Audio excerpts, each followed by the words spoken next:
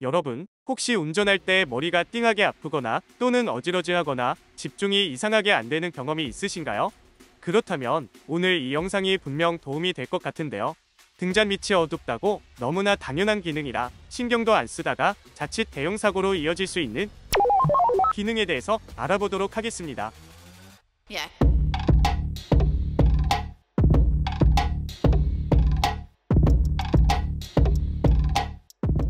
요즘 눈만 뜨고 일어나면 AI다 뭐다 신기술이 막 쏟아지잖아요.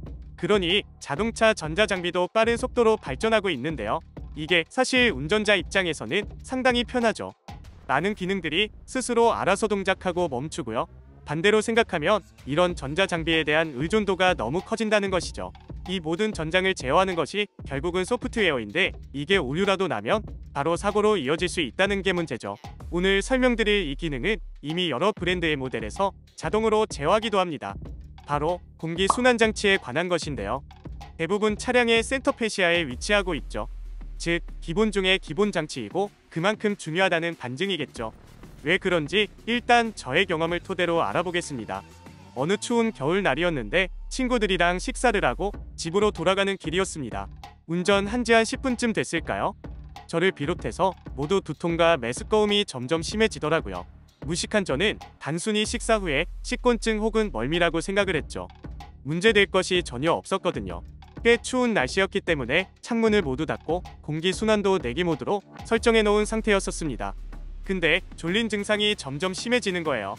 친구들도 하품을 계속하고 두통을 호소하더라고요. 그때 뒷좌석에 앉은 한 친구가 창문 좀 열고 외기 모드로 바꾸라는 말에 일단 무작정 하라는 대로 했죠.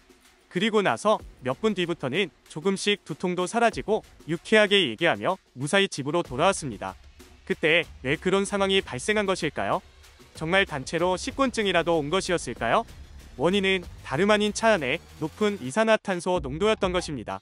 물론 이에 따른 산소 부족도 원인이 된 것이죠.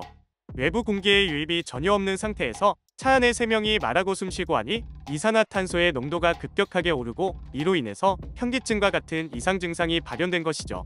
밀폐된 실내에서 이산화탄소의 농도가 1000ppm 이상이 되면 식곤증과 같은 나른함을 느끼게 됩니다. 만약 농도가 2000ppm 이상이 되면 식곤증을 넘어서 졸음을 유발하고 두통에 메스꺼움까지 느끼는 상황이 되죠. 즉, 매우 위험한 상태에 직면한다는 것입니다. 만약 자동차가 고속으로 달리고 있을 때 1초 동안 눈을 감고 있다고 생각해보세요. 심지어 계속 반복되다가 졸기라도 한다면 끔찍한 일이 발생하겠죠? 그래서 이때의 외기 순환 모드로 설정하여 실내 공기를 순환시키거나 주기적으로 창문을 열어 환기를 시켜야 하는 것이죠. 근데 내외기 모드는 자동차 브랜드마다 기본값이 외기 모드로 리셋되거나 혹은 사용자의 이전 설정값을 저장해 놓는데요. 장단점은 있습니다. 외기 모드인 경우 이산화탄소의 농도를 줄이고 산소의 농도를 높여 졸음 등을 방지할 수 있지만 외부의 미세먼지 또는 악취 등이 차량 내부로의 유입이 쉽죠. 물론 에어컨 필터로 어느 정도는 막을 수 있겠지만 내기 모드로 완전 차단하는 것보다는 당연히 효과는 떨어지죠. 반대로 내기 모드로 설정하면 앞에서 말씀드린 위험한 상황에 직면할 가능성이 있고요. 그래서 주기적으로 창문을 연다거나 내기 모드와 외기 모드를 바꿔가며 주행을 하는 습관이 필요하겠습니다. 그리고 에어컨 필터의 주기적인 교체도 잊지 말아야 합니다. 먼지들로 꽉 막히게 되면 실내로의 공기 순환이 제대로 이루어질 수 없게 되겠죠. 참고로 저는 차들이 많은 도심에서는 내기 모드로 나서 앞차의 매연이 들어오지 않게 막고 창문을 자주 열었다 닫았다 합니다. 그리고 고속도로를 달릴 때에는 외기 모드로 변경합니다. 또한 이런 문제 때문에 차량용 공기청정기도 판매를 하는데요. 글쎄요, 어느 정도는 효과가 있겠지만 일정 크기 이상이 되지 않으면 별로 도움이 될 것 같지는 않습니다. 그렇다고 큼직한 걸 사기엔 자리도 애매하고요. 그냥 자주 환기를 시키는 것이 훨씬 효과적일 거라 생각합니다. 여러분이 차를 운전하는데 두통이 조금씩 생기고 졸린다면 외기 모드로 바꾸던가 아니면 창문을 열어서 꼭 환기를 시켜주세요. 여러분의 안전운행에 조금이라도 도움이 되길 바라며 저는 더 좋은 영상으로 찾아뵙겠습니다.